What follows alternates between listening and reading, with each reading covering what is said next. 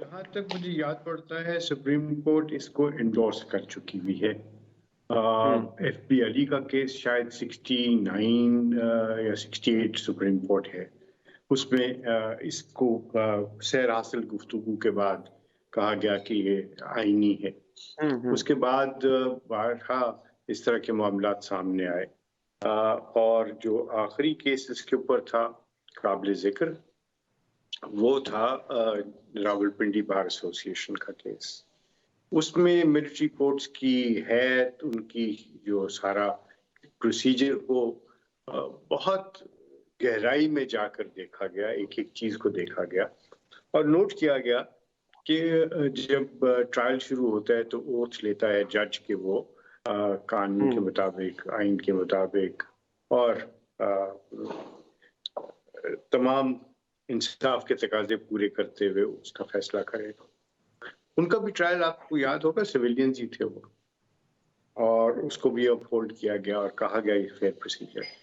एक और इंटरेस्टिंग बात है वो ये है कि मिलिट्री कोर्ट्स की हैत, उनके प्रोसीजर वगैरह को इंटरनेशनल कोर्ट ऑफ जस्टिस में भी देखा गया और वहां पे भी ये कहा गया कि ये बिल्कुल इसके अंदर कोई गैर आईनी चीज नहीं है। वो जो मामलात हैं वो इंसाफ के तकाजे पूरे करते हुए हैं और कहा गया कि सिर्फ एक राइट ऑफ अपील जो है वो अगर मिल जाए तो सारा कुछ है।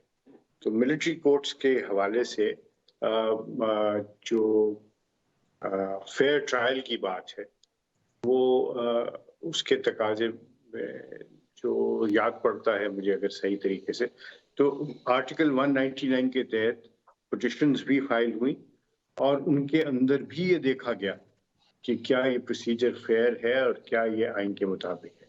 तो इन सब जो जजमेंट्स हैं उसके बावजूद ये फैसला आ गया है।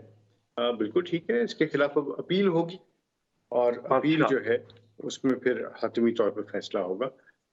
एक चीज तय है वो ये है कि ये नहीं कहा गया कि ये जराइम सरजद नहीं हुए, ये भी नहीं कहा गया जो यानी उनको बरी जिम्मा करार नहीं दिया गया। ये आम केसेस की तरह चलेंगे और फिर ये उसी तरह सर्द खाने में चले जाएंगे जिस तरह आम केसेस सर्द खाने में चले जाते हैं। आपने देखा लाखों केसेस जो हैं वो पेंडिंग हैं और जब इस तरह के मामलात हों फिर क्या कह सकता है आदमी, सवाए इसके कि अगर आपके पास मुल्क और कौम की सालमियत के मुतालिक कोई मामलात आए तो वो भी उनको भी आप उसी तरह ट्रीट करें जिस तरह किसी ने जेब तराशी का काम किया हो या बलवा किया हो या लड़ाई झगड़ा किया हो।